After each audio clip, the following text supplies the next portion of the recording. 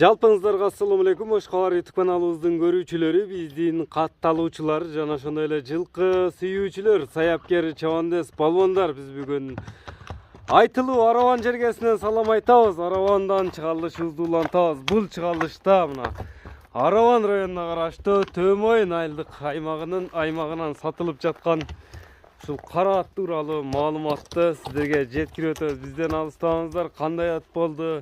Ээси маалыматты берет. Мынага атка лайк басып ат баккандарга ээси Абдухалил ака маалыматты берет. Буйруса ажака. Ажака, ассаламу алейкум. Алейкум ассалам. Саламат. Алейкум ассалам. Жакшы, рахмат. Шүгүр. Оразаларыңыз менен. Рахмат. Барчага болсун. Атты сатууга койдуңуз эми буйруса. Кудай кааласа. Буйруса сатууга койдум. Кудай кааласа. Аттын эми кичине маалыматын бериңчи ажака. Бул канча жаштагы ат? Любой нерседе айыбы жок. Айыбы жок. Үйүргө койсоң болот, гаранта. Улагы ham гаранта. Жеш ичи, пеле жок. Жаман өнөрү жок. Жок, жаман өнөрү жок. Теп тиштебейт. Жок. Жеш ичи жакшы. Улагы чуркашы ham жакшы. Бир Төмөйн аз кыйлысы экен, башка жака туруп өзүнүн эмесине тердеп атат го. Бою канча чыгат эми? Бою өлчөнгөнбү? 1.65 чыкса керек эми кыргыз эсебиде. 1.65. Кыргыз жылкысы эле бул. Порода кара байыр эле. Кара байыр эле. Эми аттын жашы канчада болду? Жашы 9'da da. 9га өттү. Өттү. 9га өттү. Üstlöri kандай эми палуан üstlöri? Толобу? Мындай чаткаяктан. Секин бастырып койсоң эми чаткаяктарын да тартып коелу мынакей. Көрүңүздөр, Төмөйүндөн чыгып аткан кайман аты барбы жокпу? Кличкасы. Кличкасы жок, кара теле биздики. Кара телеби? Кара теле деп коесуз. Кара теле деп коесуз. Кайтара берем.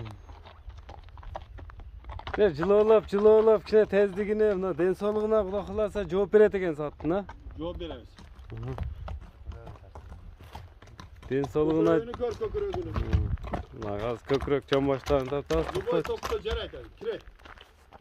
Келиң, мен алдыма келип алың, ооба, ажаба. Төрт казыгы таза, Таза. жеп ичишине, колго жуучтугуна, улактарына жооп берем дедиңиз. Жооп берем. Үйүргө койсом жооп берем. Үйүнө да, мына ал эми табуро бул, неге аркасына же ширамбы? Табуро, рыдан окшойт, а? Мындай ры деген эмелер болуп калчу эле. Улактары тууралуу кичине сөз кылбайлыбы эми аттын? Мен улакка барбайм экен. Кышта Алланы мактаган даватка чыгып кетип калам да. Şu bala çavar. Hem onu körüp ötürüp maktaştın gereği yok. Баланы өзү айтат экен улагына, кирип чыгыштарына. Сиз кышта даватка кетсеңиз, кирип чыгышын айтам өзүң. Uлагы жакшы. Улагы жакшыбы? Кирип чыгышы жеңилдиги кандай? Мындай атты ургандары, качышы, токтошу дегендей. Жакшы ат. Ат уят кылбайбы? Жок. Талмай эле улак, а? Чоң жыйындарга мына Төмөйүндө салындырбы? Төмөйүндө жаман көп улак болду го кышта. Кандай кирип чыгып атты? Кирип чыгып атты. Бир тездигини мындай бир чабып көрсөтүп койсоңуз, скоросун көрөлү анда. Ышкырганда кетти жаныбар. Көрүп турасыздар туугандар. Ышкырык менен кеткен карагер ат экен жаныбар. Biraz adam görgөн şunday эле.